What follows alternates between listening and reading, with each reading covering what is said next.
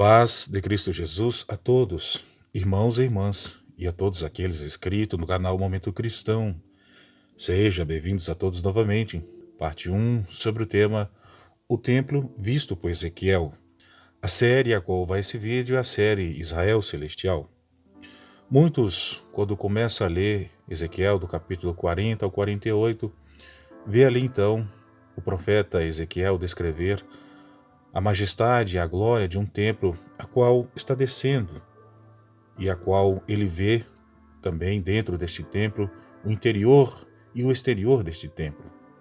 Ele vê que este templo está edificado sobre uma alta e grande rocha e vê também a descrição deste templo e vê que as pessoas que vão habitar neste templo são pessoas que são consideradas descendentes do justo e vê ali então a sua visão e deixa descrevido para nós nos capítulos 40 e 48 de Ezequiel.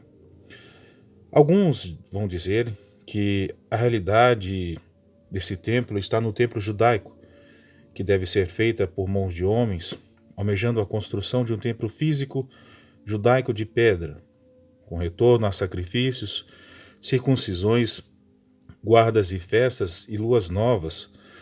E não existe um fator alegórico ou a ligação com o único sacrifício de Cristo Jesus, mas algo prometido para uma linhagem sanguínea sacerdotal judaica, escolhida e vinda de um certo judeu Zadok terreno, a qual será chamada de sacerdócio rebaixado e que irá trazer de volta a velha aliança e sua liturgia ressurgida aos moldes do judaísmo e ao gosto dos judeus. Segundo estes, o templo de Ezequiel será o trono de Cristo na terra, e ele irá governar do atual Israel e de sua cidade Jerusalém. Eles dizem que haverá 2 sacerdócios no milênio, o superior e o rebaixado. Alegam que o livro de Ezequiel não pode ser alegorizado do capítulo 40 ao 48 e convertido e compactado unicamente em Cristo Jesus e seu corpo e a igreja, a qual são gentios e judeus, em uma nova aliança. Mas eles se esquecem que Deus não pediu para Ezequiel construir um templo e nenhuma descendência terrena judaica de Zadok o fizesse. Mas Deus pediu para Ezequiel, dizendo a seguinte frase: vê com os próprios olhos, ouve com os próprios ouvidos e guarda no coração tudo o que eu te mostrar. Se o templo visto por Ezequiel não pode ser convertido, direcionado a Cristo e a seu corpo, então o tabernáculo a qual foi mostrado para Moisés, e ainda quando lhe foi dado a ordem para construir, ou o templo visto por João, também de maneira nenhuma poderia ser, pois tudo isso também é uma tipologia e uma alegoria apontando para Cristo e o seu povo. Ezequiel, Moisés, Daniel e todos os profetas, que em forma de alegorias falaram e viram coisas que até mesmo eles, como mestres, ainda não compreendiam, vinham pela fé. Uma esperança de glória justa e digna para todos. Escreveram e profetizaram tendo em mente a esperança de algo muito melhor e superior, ou seja, falaram de coisas atemporais e quânticas, a qual imaginamos em uma imagem a qual estamos já acostumados. Porém, quando se manifestar-se algo muito acima de nossas humildes compreensões, a realidade verdadeira, e não a falsa, isso será aquela que, quando se manifestar com a vinda de Cristo, espantará até mesmo aos mais fiéis em Cristo Jesus. Imagina, então, como será para aqueles que não são fiéis?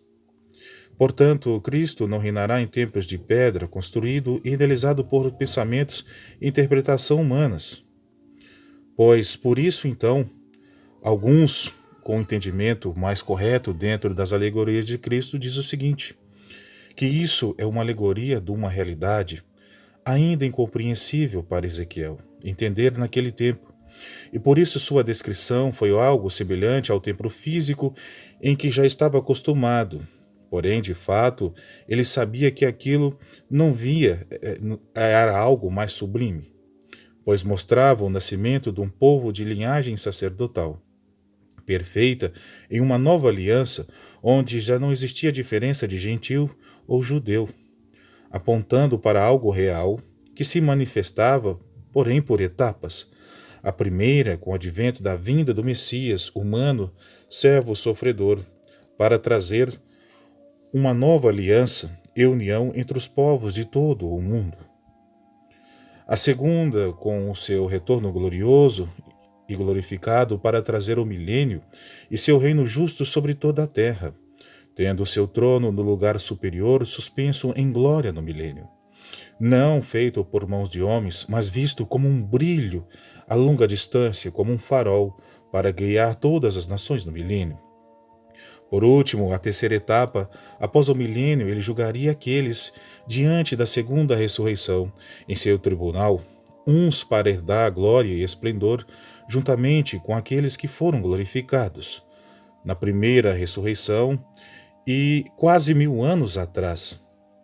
Infelizmente, há outros para serem lançados na guina de suas consciências e perderem a oportunidade de redenção final para sair da velha Gênesis e ir para uma nova Gênesis de Deus, sendo lançados no desespero de suas consciências como rejeitados, pois rejeitaram a verdade do reino de Cristo e foram para o lugar onde seus corações e mentes desejaram ir ardentemente. O Senhor é justo e dá o pagamento segundo o desejo e a vontade de cada um. Esse fogo desceu dos céus, pois engoliu a besta e o falso profeta, o dragão e a morte e todos aqueles com as mesmas más qualidades. Então observa que quando Ezequiel está vendo todas essas coisas, Ezequiel está nos mostrando então algo muito sublime que até mesmo ele como mestre ainda não compreendia certamente. A leitura, vamos começar em Ezequiel capítulo 47, do versículo 2 ao 7, que diz o seguinte: Ele me levou pela porta do norte e me fez dar uma volta para fora, até a porta exterior que olha para o oriente. E eis que corriam as águas ao lado direito. Saiu aquele homem para o oriente, tendo na mão um cordel de medir. Mediu 1000 côvados e me fez passar pelas águas, águas que me davam pelos tornozelos. Mediu mais águas e me davam pelos joelhos. Mediu mais água e me fez passar pelas águas, águas que me davam pelos lombos. Mediu ainda outros 1000, e era já um rio que eu não podia atravessar, porque as águas tinham crescido, águas que se deviam passar a nado, rio pelo qual não se podia passar. E me disse: Viste isto, filho do homem? Então me levou e me tornou a trazer à margem do rio. Ainda conciliando esse texto, vemos ainda em Apocalipse 22, do versículo 1 ao 5, o seguinte: Então me mostrou o rio da água da vida, brilhante como cristal, que sai do trono de Deus e do Cordeiro. No meio de sua praça, de uma e de outra margem do rio, está a árvore da vida, que produz 12 frutos, dando o seu fruto de mês em mês, e as folhas da árvore são para a cura dos povos. Nunca mais haverá qualquer maldição. Nela estará o trono de Deus e do Cordeiro. Os seus servos o servirão, contemplarão a sua face, e na sua fronte está o nome dele. Então já não haverá noite nem preciosa, e não precisarão eles de luz de candeia, nem da luz do sol, porque o Senhor Deus brilhará sobre eles e reinarão pelos séculos dos séculos. Deus não precisa de templos de pedra, pois pela palavra dele, ele mesmo os destruiu quando Jerusalém se tornou rebelde por 2 vezes. Quando Nabucodonosor veio sobre ela e a destruiu, cumprindo a palavra de Deus, e também quando o Império Romano a destruiu, para que se cumprisse todas as coisas a qual foi predita por Cristo para aquele tempo e aquele contexto. Porventura não destruirá Deus em uma terceira tentativa, a qual estes desejam construir um templo? Por isso que pelas alegorias mostradas a Ezequiel, ele se vê como um gigante muito alto em estatura, caminhando sobre muitas águas, águas muito profundas, que ultrapassa centenas de metros, e depois mesmo ainda sendo um gigante muito alto em estatura, nem ele mesmo não podia mais caminhar com suas próprias pernas ou entendimento. Para poder chegar às margens das águas, onde lhe viam semelhante ao Filho do Homem, foi necessário que ele fosse tirado dali por este alguém, a qual pôs ele sobre as bordas da água. Assim também como Daniel e João também viram, mas teriam que dar braçadas se ele fosse, pelo seu esforço, chegar às margens das águas, para ver e ter o entendimento daquilo que estava lhe sendo mostrado, mas mesmo assim águas seriam muitas águas, e nem embraçadas talvez conseguiria, sendo necessário que alguém lhe tirasse dali, para que pudesse ter o entendimento. Águas representam povos e multidões, a qual Ezequiel está para ver. Para aquele que também pudesse comer do livro, pois seria necessário ter o Espírito Santo de Deus, ou seja, o Espírito Santo de Deus descendo sobre águas, porque o Espírito de Deus, descrito em Gênesis, pairava sobre as águas, dizendo que Deus habita em seres humanos. Através da manifestação do Filho Cristo Jesus, a qual Paulo dizia em Éfesos, capítulo 3, versículo 16 e 19, pois seria necessário entender sobre qual é a largura, o comprimento, a altura e a profundidade desse entendimento. Parece que Paulo está nos direcionando para Ezequiel, não é verdade? Daniel, Paulo e João sabiam o que Ezequiel tinha visto, a Nova Jerusalém, alegorizada no seu povo como um cubo atemporal, onde saem águas vivas e intermináveis do trono do Cordeiro, ora visto como um cubo, ora visto como uma grande cidade sobre o monte, ora visto como uma grande formação de 144.000, que formam também uma forma de um cubo. Então, por isso ela é atemporal, ela é quântica, porque ela se molda segundo a imagem do seu Criador. Mas não é feita por mãos de homens. Essas águas tão profundas que até um gigante, no entendimento chamado Ezequiel, não poderia compreender por si mesmo. São as águas que saem do trono de Deus, do Cordeiro, aquela mesma água que nos é mostrada em Cristo Jesus. Vejamos a leitura em Apocalipse capítulo 22, versículo 1 e 4, que diz: Então me mostrou o rio da água da vida, brilhante como um cristal, que sai do trono de Deus e do Cordeiro. No meio da sua praça, de uma e outra margem do rio, está a árvore da vida que produz 12 frutos, dando seu fruto de mês em mês. E as folhas da árvore são para a cura dos povos. Nunca mais haverá qualquer maldição. Nela estará o trono de Deus e do Cordeiro. Os seus servos o servirão e contemplarão a sua face, e na sua fronte estará o nome deles. Perceba que esses servos apontam para os 144.000, a qual tem o nome e o selo de Cristo Jesus. Ainda em conciliando os textos, em João, capítulo 4, versículo 3, 14, diz: Afirmou-lhe Jesus: Quem beber desta água tornará a ter sede. Aquele, porém, que beber da água que eu lhe der, nunca mais terá sede. Pelo contrário, a água que eu lhe der será nele uma fonte a jorrar para a vida eterna. Ainda em João, capítulo 7, versículo 38 e 40, diz: Quem crê em mim, como diz as Escrituras, do seu interior fluirão rios de águas vivas. Isto ele disse com respeito ao Espírito que haviam de receber os que nele crescem, pois o Espírito até aquele momento não fora dado, porque Jesus não havia sido ainda glorificado. Então, os que dentre os povos tinham ouvido essas palavras diziam: Este é verdadeiramente o profeta? Será que vocês estão lembrando daquele que estava sendo prometido em Ezequiel, um certo justo?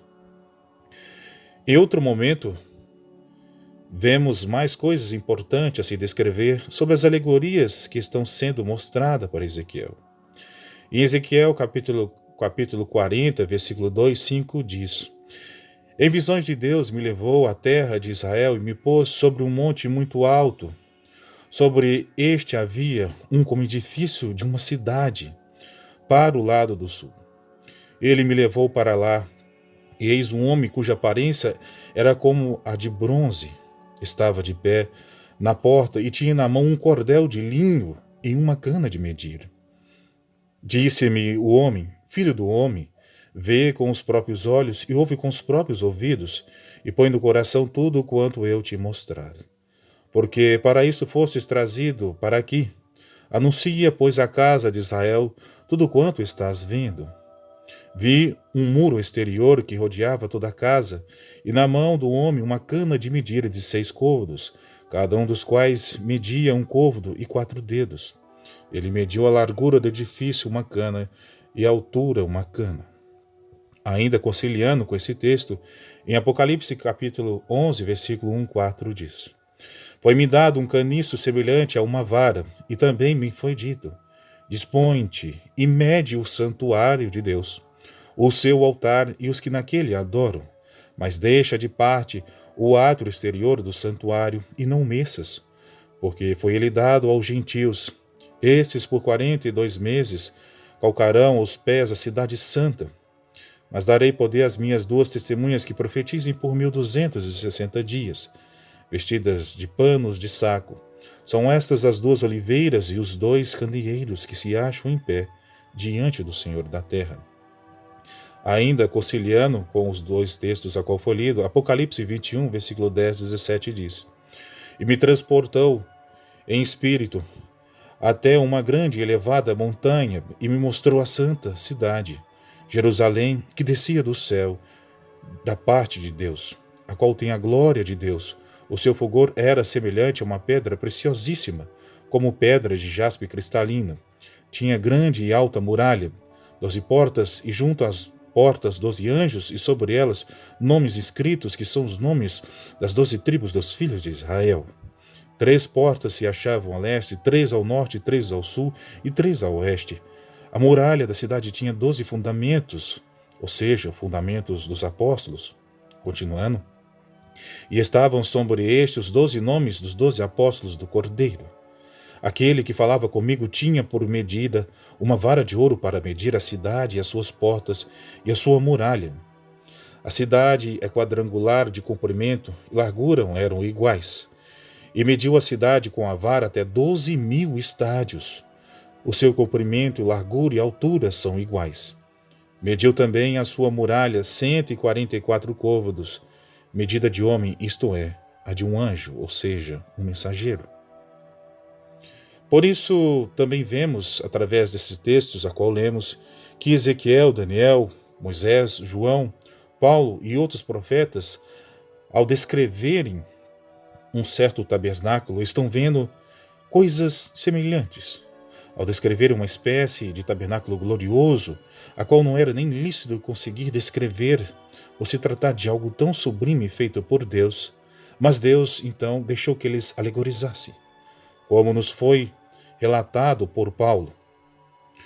Quando voltamos no capítulo 40 de Ezequiel, a qual foi lido, nos faz uma ligação direta com Apocalipse capítulo 11 e também com Apocalipse capítulo 21, mostrando onde vemos o mensageiro com um cordel ou vara de medir, esquadriando uma cidade e templo, pois está medindo o verdadeiro templo, cidade de adoração a Deus, a própria humanidade que recebeu o Espírito de vida, manifestado e manifestando o amor de Cristo, mostrando os exemplos em forma vivas e em corpos humanos, a verdadeira essência de sacerdotes reais e celestiais de um reino ainda vindouro, que será construído pelo próprio Criador e que ainda se mostra muito além de nossas simples capacidades terrenas e compreensões humanas.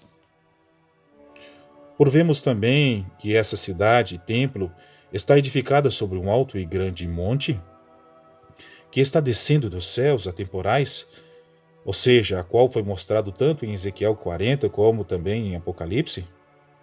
O monte da verdadeira Sião celestial, a qual vem do poder de Deus, a mesma que foi mostrada aos profetas em várias épocas diferentes, porém com as mesmas excelente glória, vinda de Deus, feitas pelo próprio Deus, edificada sobre a pedra rejeitada, chamado Cristo. Aquela pedra de esquina e ângulo, a rocha de onde saiu água, a pedra que destrói toda a imagem de templos feitos por mãos de homens. Essa pedra se tornou um grande e alto monte, e essa é a pedra a qual os construtores terrenos rejeitaram, e ainda o rejeitam. Pois na primeira vez Deus os mostrou e destruiu o templo a qual eles construíram. E na segunda vez Deus novamente destruiu e até hoje rejeitam o sacerdócio de Cristo Jesus, almejando ainda uma casa terrena. E pela terceira vez verão de Deus uma correção. Ainda nessas alegorias vemos mais coisas a se falar. Vemos uma multidão que tem vestes brancas, vestes sacerdotais, vestes de glorificação, vestes de justos, pois alcançaram do justo o Cristo Jesus, o Zadok prometido, o selo sobre suas cabeças para se tornarem anciães, assentados sobre tronos, para também julgarem com o justo prometido, a qual é Cristo Jesus. Pois Jesus Cristo é o Zadok prometido, a qual está sendo falado em Ezequiel, a qual haveria de manifestar uma descendência. Começando na leitura, diz o seguinte, em Apocalipse 7:4. Então ouvi o número dos que foram selados, que eram 144.000, de todas as tribos dos filhos de Israel. Conciliando ainda este texto, ainda em Apocalipse capítulo 14, versículo 1, 3 diz: Olhei e eis o Cordeiro em pé, e sobre o monte Sião, e com ele 144.000, tendo na fonte escrito o seu nome e o nome do seu pai. Ouvi uma voz do céu como voz de muitas águas, como voz de grande trovão. Também a voz que ouvi eram como de harpista, quando tange a sua harpa, entoavam um novo cântico diante do trono, diante dos 4 seres viventes e dos anciães, e ninguém pôde aprender aquele cântico, senão os 144.000 que foram comprados da terra. Observa que a voz desses 144.000 é voz como de muitas águas.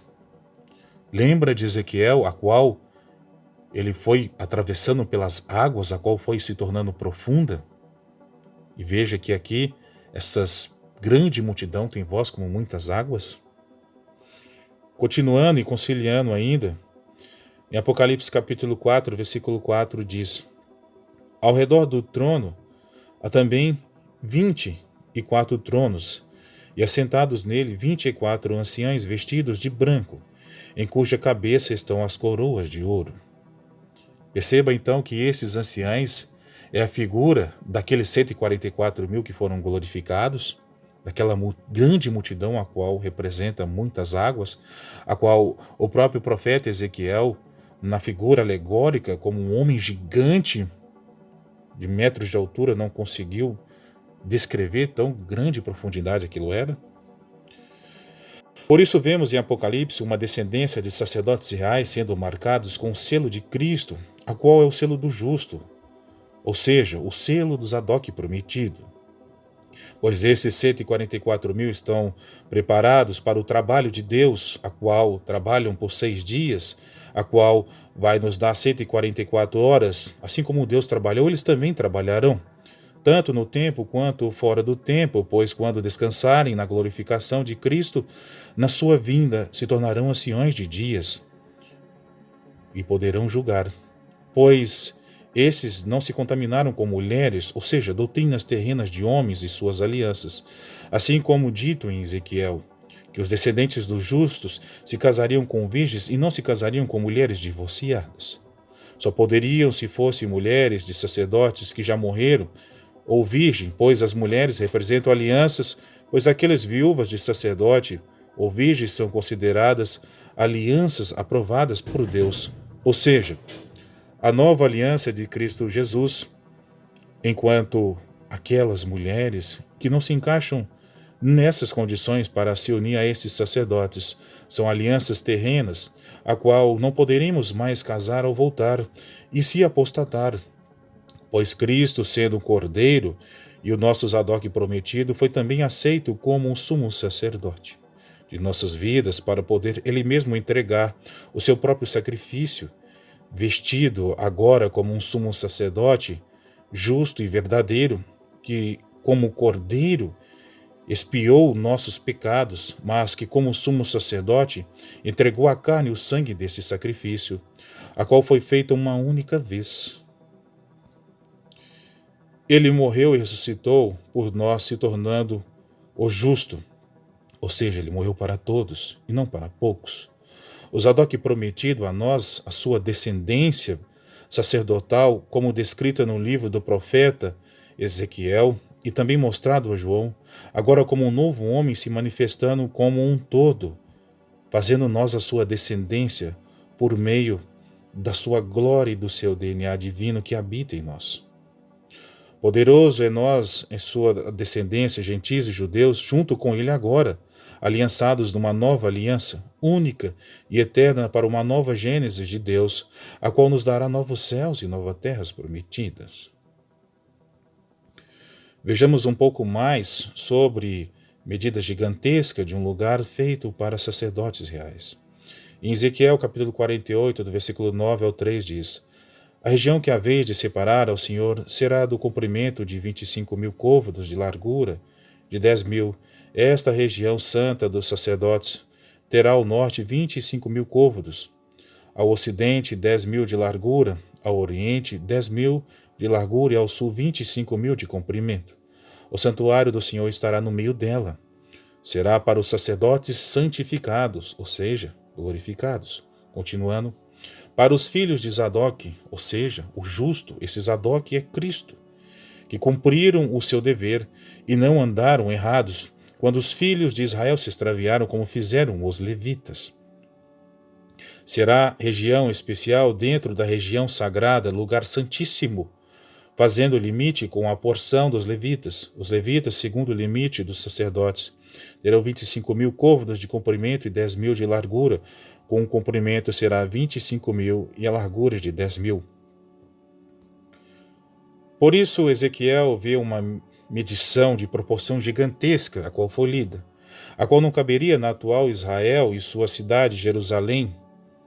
Ele vê também o mesmo mensageiro medindo o altar de Deus em Jerusalém, semelhante ao mesmo mensageiro de Apocalipse.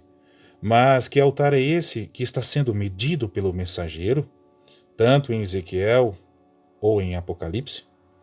É o próprio povo de Deus que, em 144 côvados de pura adoração, que adorem em espírito e em verdade, a qual estão trabalhando, pois são estes os 144.000, os verdadeiros descendentes de Zadok, o justo, a qual é Cristo Jesus. Sim, Jesus Cristo é o Zadok prometido. E sua igreja, formada por gentios e judeus que crêem nele, são 144.000 descendentes do Zadok verdadeiro, a qual é Cristo Jesus. O Messias, a qual Israel, no tempo da sua visitação, não reconheceu, porém o rejeitou.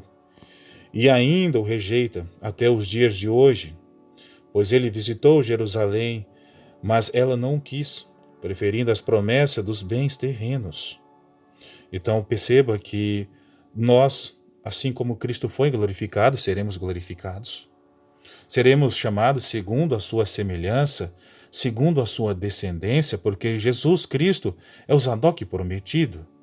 E ele, sendo o justo prometido, morreu por amor de todos nós, entregando, fazendo-se sacrifício, mas também se tornando o entregador deste sacrifício como um verdadeiro sumo sacerdote. E nós, na sua vinda, seremos glorificados. Em Ezequiel está vendo as mesmas coisas que o profeta João, no livro das Revelações, quando se fala do templo de adoração a Deus, sendo medido com seus altares de adoração, assim como já foi mostrado em Ezequiel capítulo 40, capítulo 47 e também Apocalipse capítulo 11. São medidos por um cordel ou vara de medição pelo mensageiro de Deus. Ou seja, nós somos medidos pelas nossas ações mediante a fé em Cristo Jesus, porque somos os verdadeiros templos e altar de adoração a Deus. De fato, um templo baseado na velha aliança, segundo a vontade e os desejos carnais e falhos da interpretação dos judeus e de seu judaísmo, será erguido, porque eles almejam isso. Mas isso não será pela vontade de Deus, mas será uma permissão. Mas pela vontade de homens que querem fazer isso, Deus vai permitir. Que persistem em continuar uma velha aliança, já sem validade pesada e cansativa, a qual nem os pais antigos conseguiram suportar. Por isso, a Nova Jerusalém é um cubo atemporal, quântico, vindo de Deus, pois não será construída por homens, pois ela apresenta várias formas. A Nova Jerusalém, aonde habitará todos os glorificados de Deus.